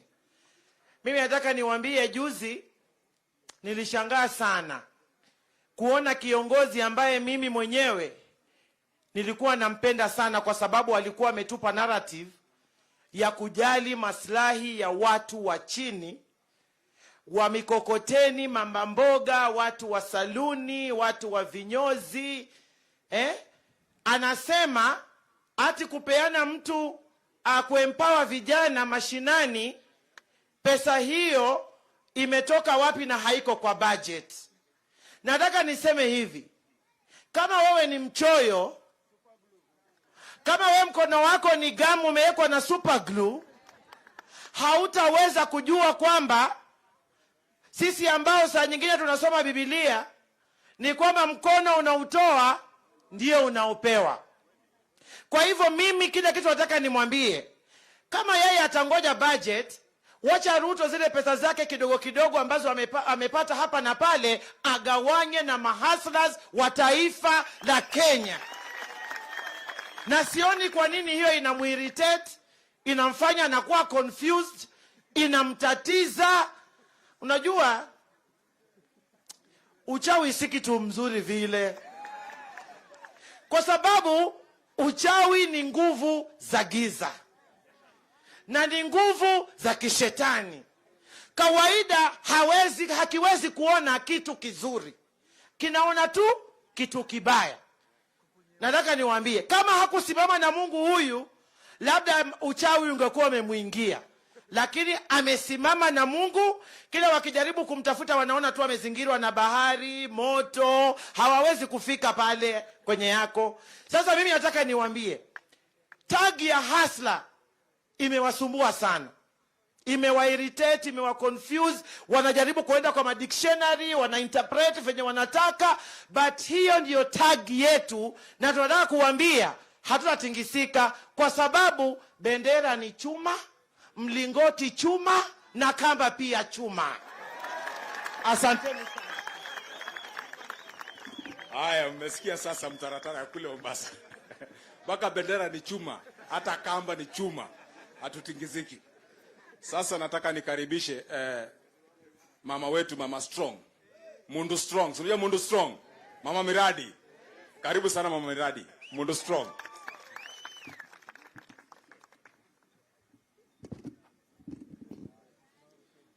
Hustler Nation power. Hustler Nation power. Ai, kwa nini mko pole hivi? Kwani si tumeomoka? Aya, Hustler Nation power. Hustler Nation power. Asante sana His Excellency kwa hii mradi umetufanyia Nairobi. Kusema ukweli, His Excellency anatupenda kama wana Nairobi. Na kwa niaba ya watu wa Nairobi, mahasla wa Nairobi, His Excellency tunashukuru sana, na pahali umetoa uendelee kuongezewa. Mimi sitaki kuongea mengi sana, ndio tumsikilize Hechi. Ile tu ningesema, brigade ya Nairobi, sisi ni brigade ya hasla. Sisi ni brigade ya hasla. Sisi 2022 tunajua competition iko between hustler na dynasty. Si ni kweli? Si ni kweli? It is between nani na nani? Na iko between nani na nani? Hustler na dynasty. Na sisi juu ni mahasla, sisi tunakwama na wewe, kwa sababu tumeomoka tayari, sivyo? Tumeomoka tayari. So His Excellency, tafadhali endelea kushikilia vijana wetu, kina mama wetu. Kuna mradi ingine pia His Excellency yako nayo ya kina mama, ya table banking, na hiyo vitu yote ya kutujenga kama mahasla wa Nairobi. Ningesema ni asante sana. Ile ya mwisho yenye nataka tutingize ground. Mimi nikisema hustler brigade, mnasema power. Ni sawa? Ni sawa? Na iwe muache kukaa ni kama tumefifia, si ndio? Aya, Hustler Brigade power! Hustler Brigade power! Asanteni sana na Mungu awabariki. Asante Mheshimiwa Mili. Sasa kabla sijakaribisha Bishop, acha tuliseme kitu kwa sababu nikimpatia na atamkaribisha Deputy President. Mimi kama sasa generali wa hapa Lang'ata, mimi nataka tu niwachangamshe. Niwaambie kwa sababu echi hapa Hustler wetu ametupatia uradi, twende tujikaze, si ndio? Na tunaombea Mungu kwa sababu hata sisi tumetoka kule chini. Yeye alikuwa anauza, saa hizi yeye ni Deputy President. God alimbless kwa sababu alifanya biashara ya Hustler kuanzia kule chini na akajikaza na akaomba Mungu. Mungu pia akambariki, yeye ni Deputy President leo. Na nashukuru kwa sababu kama Deputy President asijasahau penye alitoka. Na amerudi kule penye alitoka, anajua ule kijana anafanya kazi ya mkokoteni ama boda ama car wash. Akipata support kidogo pia atajikakamua. Kwa sababu hustle ya kila mtu ule mwenye akona boda anaomba hiyo kaboda akakue ka probox. Hako ka probox kakue ma3, si kweli? Pia kijana car wash anataka kuwa na ile car wash modern, unacheki? Akue na ka supermarket. Mama mboga anataka kuwa na kibanda, kuwa na kiosk, kuwa na ka supermarket. Kila mtu anaomba. Na kila mtu, Your Excellency, hawa wote wako na familia ambayo inawategemea. Na nashukuru kwa sababu mmedecide kuempower. Leo hizi groups ambazo ziko hapa ni karibu 70, Your Excellency. Hawa ma representatives ni vijana watatu ama mama watatu katika groups 70. Na kila group iko na watu kati ya 20 na 30. Na Your Excellency, sasa kama pengine nikukumbushe, leo ile groups ambazo tumefanya leo, sasa groups ambazo zimekuja hapa Karen kwa sababu wanafanya hesabu ni 240. 240 groups ambazo umepatia empowerment. Ukimultiply hiyo 240 groups times 20 ama 30 people ni watu zaidi ya 6,000 7,000 ambao umesaidia hapa Nairobi. Na kama kiongozi mbunga hapa Nairobi nataka niseme asante sana. Kwa sababu siku ile ulianza hii program ulikuwa umesema una target at least vijana 5,000. Sasa umepita unaelekea 10,000. Nataka niseme asante Your Excellency. Sisi tunashukuru, tutajikakamua pia. Hao ambao mwasupport ile kitu kidogo ambayo wanataka tuwe kusupport sisi kama viongozi tutawashikilia ndio biashara yao igrow ama ni aje. Na pia vile kule mtaani vijana msiende mkaindonyo ama ni aje. Msindonyo hiyo muende mjikakamwe nayo, si ndio? Kwa sababu hii ni kanduano umepatiwa kushika naye samaki. Ukindonyo utakula siku moja. Lakini ukishikilia utakuwa inakamua kila siku ama ni aje. Na pia ukishapata ukisha rais kidogo pia ushikilie ndugu yako mwingine. Ndio tuende kama Hustler Nation. Vile umesikia sisi Hustler hatuna ukabila. Mtu asikuja hapa kukuambia atu wewe ni Msapere, atu wewe ni Mjaka, wewe ni Mkale, sijui wewe ni Mnubi.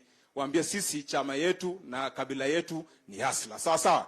Asanteni sana. Nataka sasa nikaribishe Bishop. Unajua Bishop governor wetu. Governor Ray, karibu.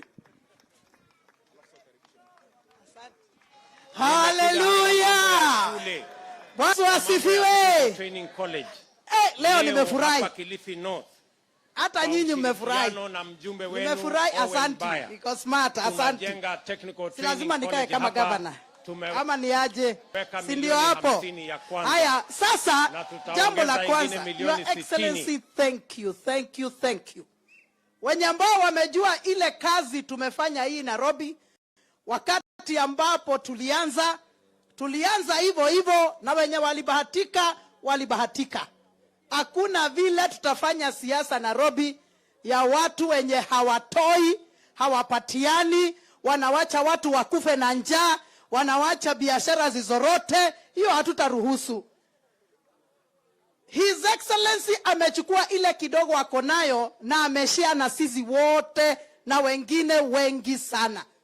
Hiyo ndio ile siasa tunataka Nairobi. Ile kitu mtu anayo tunakula zote, tunashare zote, tunapata zote. Nimekuja hapa mambo ya shule na mambo ya Technical Training College. Leo hapa Kilifi North kwa ushirikiano na mjumbe wenu Owen Baya tunajenga Technical Training College hapa. Tumeweka milioni 50 ya kwanza na tutaongeza ingine milioni 60 ya kununua vifaa na iko hapa Watamu.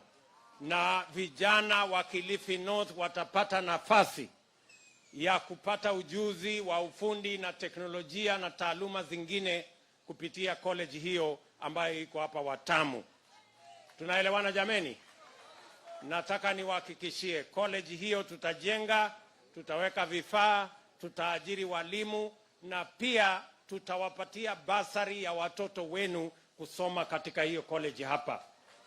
Ili wakati tunatafuta watu ambao watatusaidia kujenga Kenya, kama ni wafundi wa electricians, ama plumbers, ama masons, ama carpenters, na wale wengine wote, hawatatoka mahali mbali, watakuwa ni vijana wa Watamu hapa Malindi na hapa Kilifi. Tunaelewana jameni? College kama hiyo tumejenga Malindi, tumejenga Magarini, tumejenga Ganze, tumejenga Kaloleni, tumejenga Rabai, colleges 5, na tumeweka pesa karibu nusu bilioni ya kufanya hiyo kazi, kwa sababu tunatambua umuhimu wa kuami vijana wetu na ujuzi wa ufundi na teknolojia na taaluma mbalimbali. Tuhakikishe ya kwamba tunawatayarisha waweze kuchangia katika kupeleka taifa letu mbele. Watu wa Watamu tutatembea pamoja safari hiyo, na ndio mimi nataka niwaeleze kazi hiyo yote tunafanya kwa ushirikiano na viongozi wa sehemu hii.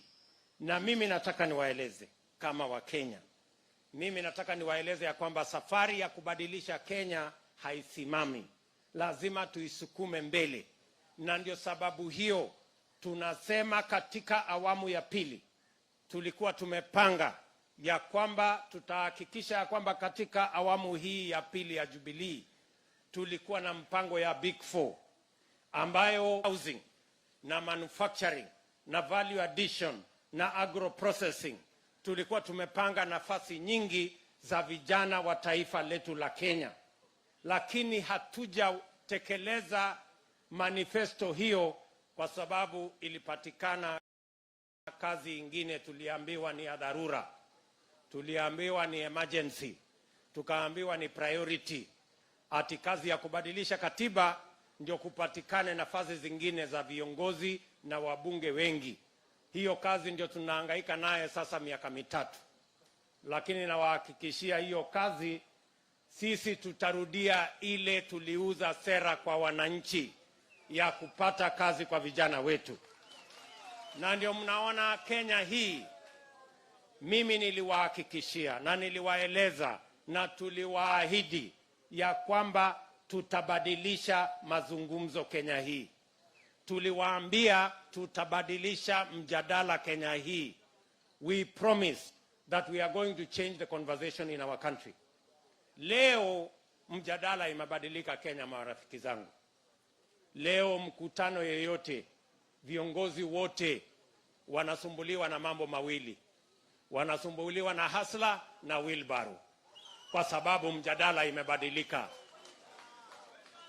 Kenya sio tena ile Kenya mjadala ilikuwa ni ya viongozi, eti na mamlaka, eti na vyeo. Kenya saa hizi tunabadilisha mjadala iwe ni mjadala ya mwananchi wa kawaida, na mkokoteni yake, na bodaboda yake, na wheelbarrow yake, na kioski yake, na saluni yake. Hapo ndio tunapeleka mjadala wa taifa la Kenya, kwa sababu Kenya ni yetu sisi wote. Watu wa Watamu tunaelewana? Tunaelewana? Na mimi nataka niwaambie ya kwamba vikundi ni viwili. Wenzetu wanasema wanataka tuongee mambo ya makabila. Sisi tunawaambia hatuna haja na mambo ya makabila.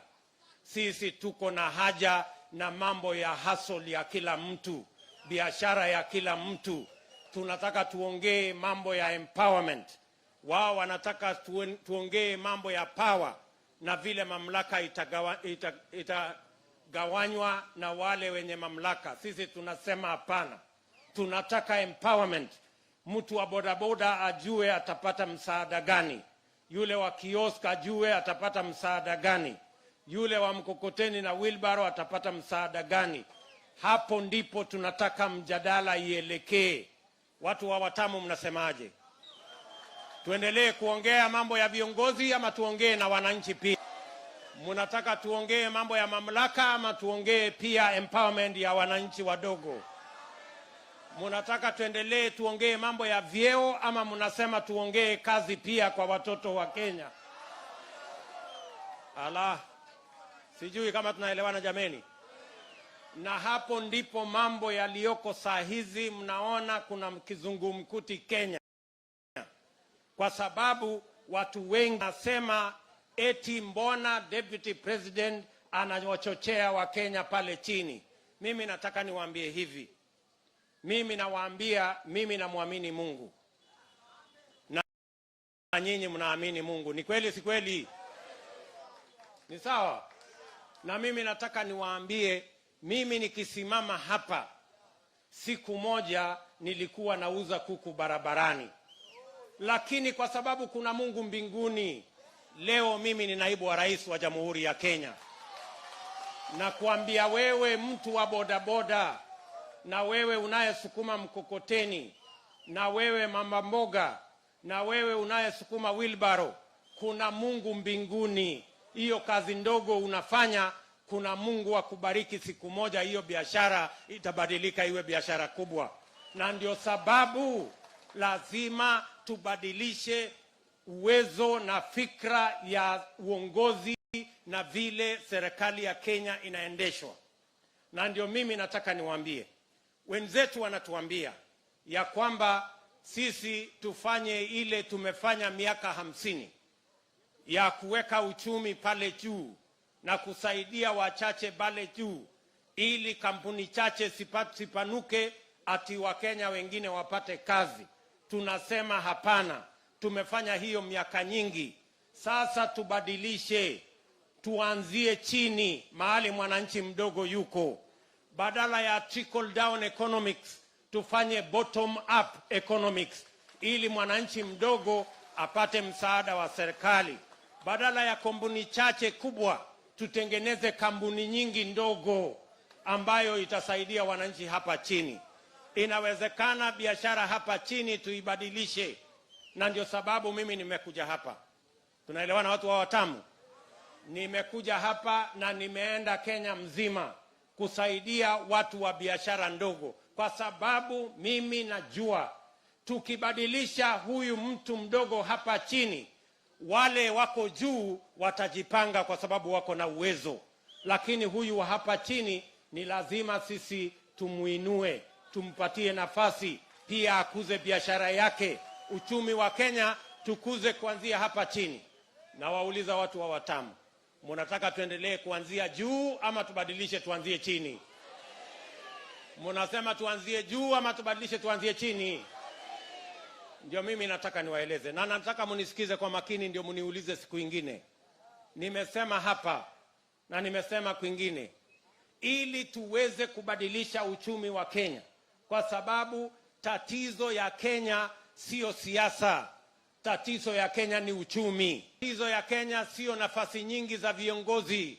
Tatizo ya Kenya ni nafasi chache za wananchi wa kawaida. That is where the problem is. Sijui kama tunaelewana. Na ndio mimi nawaambia hivi.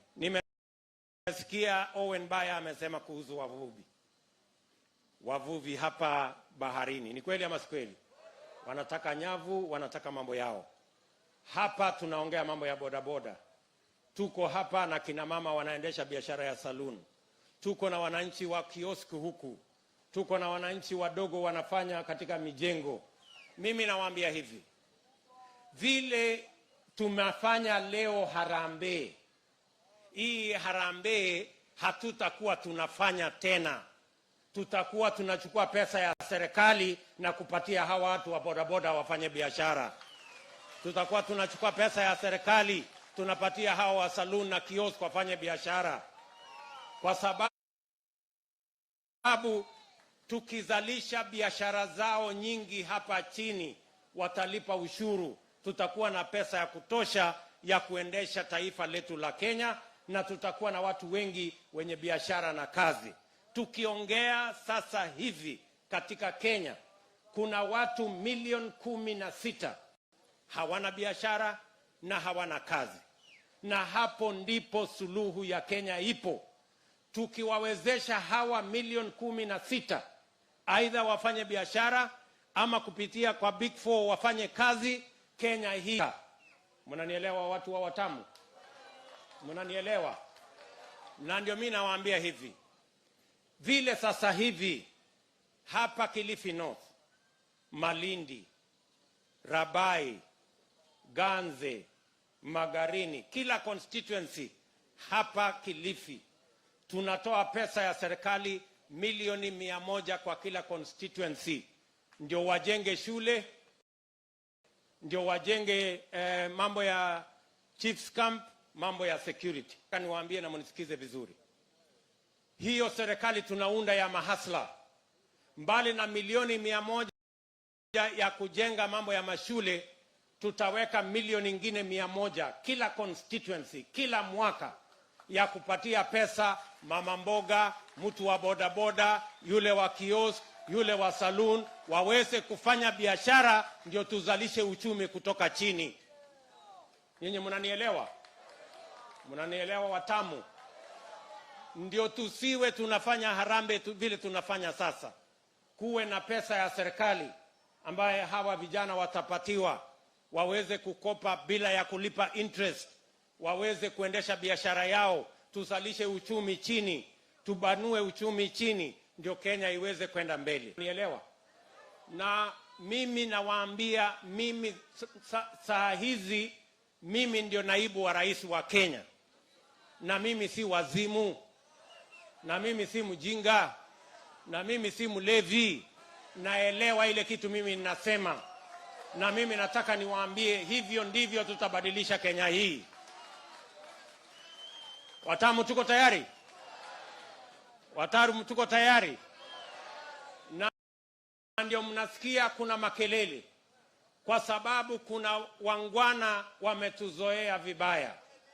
Kuna wangwana wanaamini ya kwamba ati ile Kenya iendelee lazima kuwe na maskini wa kuwafanyia kazi. Mimi nataka niwaambie, tunaweza kuunda Kenya ambayo sisi wote tuko na kitu kwenye mfuko, my friends. Sijui kama tunaelewana. Na shida yao kubwa, wanaamini katika ile mfumo ya win-lose. Ati mtu mmoja akipata lazima mwingine apoteze. Wacha mimi niwaambie marafiki zangu, hiyo mambo ya win-lose is unsustainable. Na waambia kuna mfumo mwingine tutawafundisha, inaitwa win-win, ambaye kila mtu anaweza kuwa mshindi. Yule wa chini anaweza kuwa mshindi na yule wa juu pia afaidike. Hapo ndipo hustler nation iko, kwamba sisi wote tunaweza kujumuika kama taifa moja, sio taifa ya wachini na wale wa juu. Tunaelewana? Wengine wanajaribu kutushurutisha eti tunalete class war. Class war, my friends, is in your head because you believe in win-lose. As we believe in win-win, we believe the bottom of the pyramid, if it is empowered, it will be helpful to the top of the pyramid. We can all pay taxes and we can all work together and we can have every hand on the table, on the deck, so that we can fashion this country together. Wacheni upuzi ya kutuletea eti mambo ya kupiganisha watu. Hiyo kupiganisha watu ni yenu nyinyi. Sisi tunataka Kenya moja ambaye itaunganisha taifa lote la Kenya. Watu wa Watamu tuko pamoja? Watamu tuko pamoja? Hebu nione wala wanasema tuko pamoja. Watamu hiyo, Watamu hiyo, Watamu hiyo, Watamu hiyo. Tumekubaliana? Na mimi nataka niwaambie,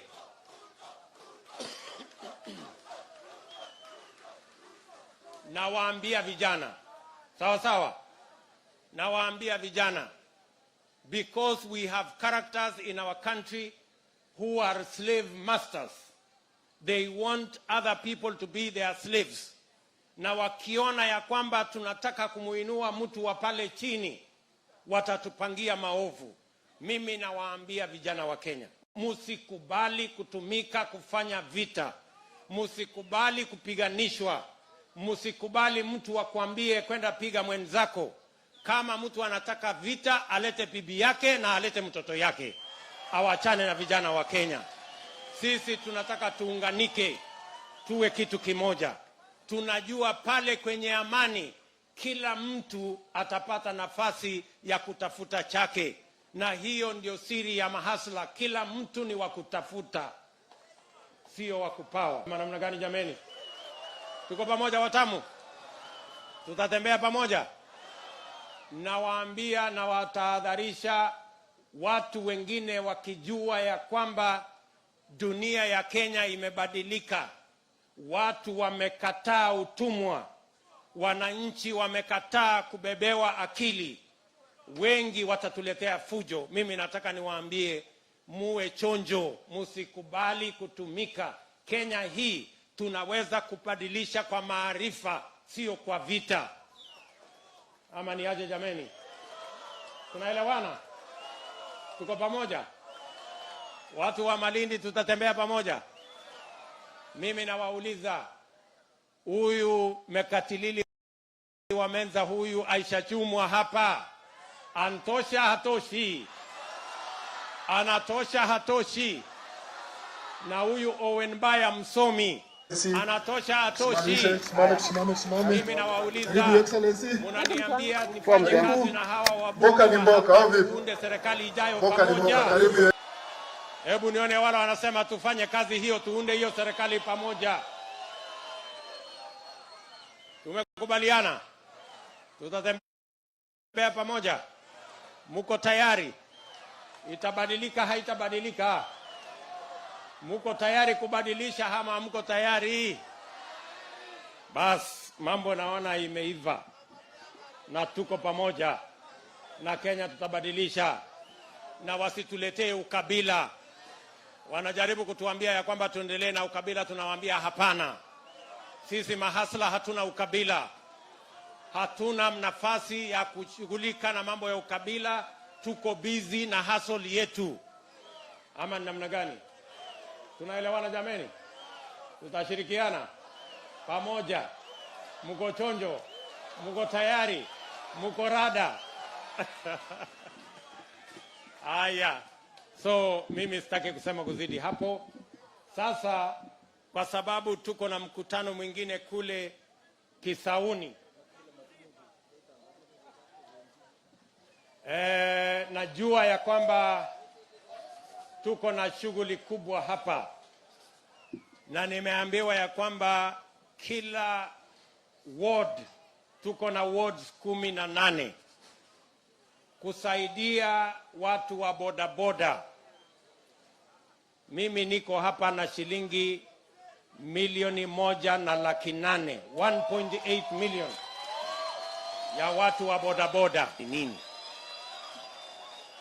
Mimi nawauliza wangwana wa bodaboda, wasisumbuke, wasiangaike. Kama wanatafuta maana ya hasla, mimi nimesimama hapa hasla, wanione mimi. Wacheni matusi. Wacheni mambo hiyo mnatutafutia. Eti hasla ni wezi, ati hasla ni malaya, ati hasla ni nini. Mimi nataka niwaambie marafiki zetu, wacheni matusi. Sisi ni wa Kenya. Tunaweza tumetoka mahali padogo, lakini Mungu atatufikisha mahali pale hata na nyinyi mko. Sijui kama tunaelewana. So nataka niwaambie hawa watu wanatuambia majina, wanatupatia majina, wanatupatia matusi. Mimi nataka niwaambie matusi yenu na madharau yenu haiwezi kuvunja na kubadilisha nia yetu ya kuondoa siasa ya ukabila na kuunganisha mahasla wote katika taifa letu la Kenya. Jambo la pili, kuna watu wamekasirika sana na hasla movement. Kuna watu wamekasirika na hii hasla nation kwa sababu wao wamefaidika siku nyingi na siasa ya ukabila, na kugawanya watu na kuweka chuki. Mimi nataka niwaambie hasira yenu na hiyo matusi mnatuletea, mnapoteza muda wenu. Siasa ya ukabila tumekataa. Mtusikie vizuri. Mumefaidika siku nyingi kugawanya watu wa Kikuyu, wa Luhya, wa Kamba, wa Sapere, wa Kale. Hiyo mumetumia siku nyingi kujifaidi nyinyi. Tumeamua sasa mambo haitakuwa ya makabila, mambo itakuwa ya mahasla na hasuli yao. Kwa hivyo tunaelewa hasira yenu. Hiyo because we have decided we are not Kikuyus, we are not Kalenjins, we are not Luyas, we are not Kambas, we are not Somalis, we are hustlers. And we are one, and we are united.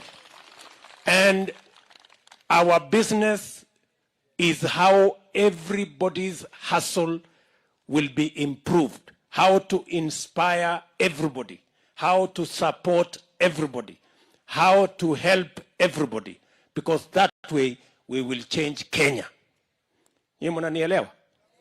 Kwa hivyo tunawaambia wale, hiyo hasira yenu na matusi yenu haiwezi kubadilisha nia yetu na mpango yetu ya kuunganisha Kenya.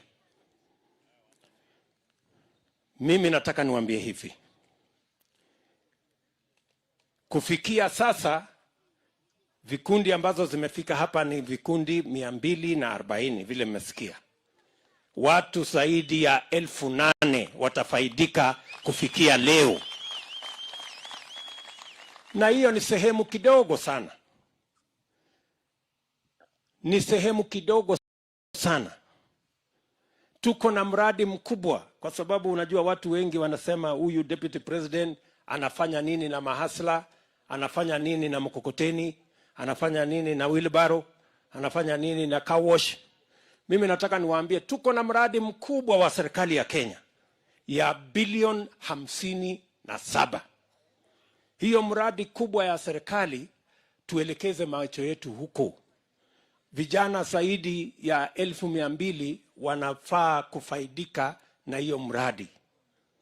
Juzi tumepitisha kwa baraza la mawaziri shilingi bilioni 10 ingine ya credit guarantee ya biashara ndogo ndogo. Pale tuelekeze mawazo yetu na mipango yetu. Hii ni kidogo. Na sasa mnalalamika na hii kidogo. Na siku hiyo tukichukua serikali, sasa hii ndio iwe mradi wa serikali. Simutalia. Saa hii mnalalamika na bado na ni kidogo.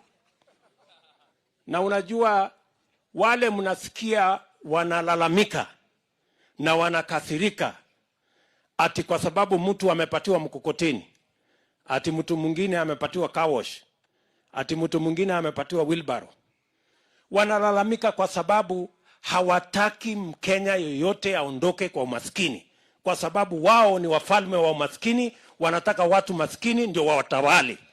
Sisi tunawaambia my friends, hiyo siku ya kutumia umaskini kutawala watu imefika mwisho. Mahasla tumeamuka, hamuwezi kuturudisha pale mahali tunaongea tu ukabila, vile hustle itasonga mbele. We have come of age. Sijui kama tunaelewana. So mimi nataka niwaambie wafalme wa umaskini, marafiki zetu, umaskini tunataka kuachana naye. Tutafanya juu chini. Kila mmoja wetu, one by one, step by step, week by week, month by month, year by year, until we pull everybody out of poverty. That is our plan. Tunaelewana? Wanasema ya kwamba ati mahali tumeanza ni mahali kidogo. Mimi nataka niwakumbushe, niwaambie, a journey of 1,000 kilometers starts with one step. We are making the first steps, and I promise you, tutafika destination ambaye tumeamua tutafika. Tunakubaliana watu wa Nairobi? Wakenya tunakubaliana. So mimi nataka niwaambie hii safari tutatembea.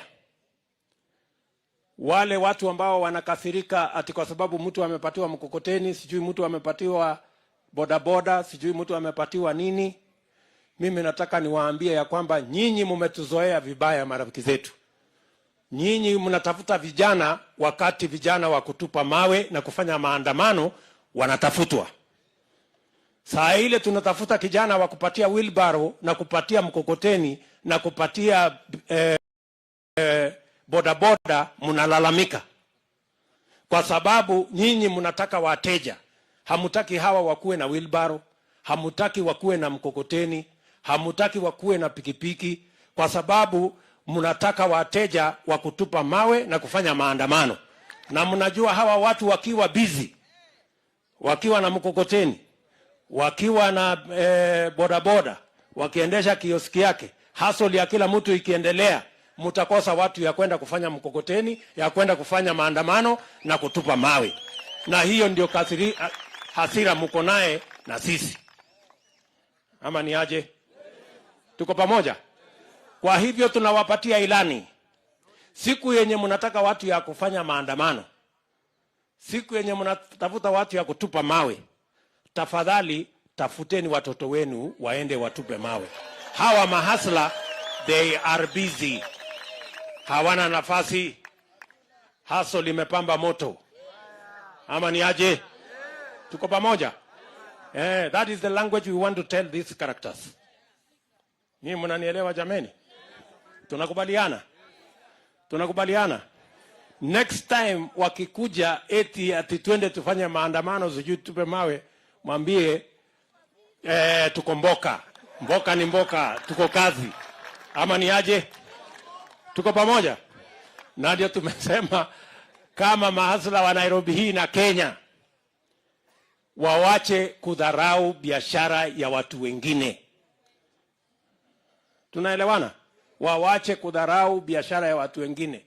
Wewe kama Mungu amekubariki, baba yako alikuwa mtu mkubwa, ukawa na gari, ukawa na maisha mazuri, usidharau huyu ambaye ameanza pale chini. Kusukuma mkokoteni ni biashara. Nimesikia yule muungwana wa Dagoreti hapo, anatoka mahali nilikuwa naishi pale Ngando. Hapo Ngando niliishi wakati nilitoka first year kutoka university. Nikaishi Ngando hapo.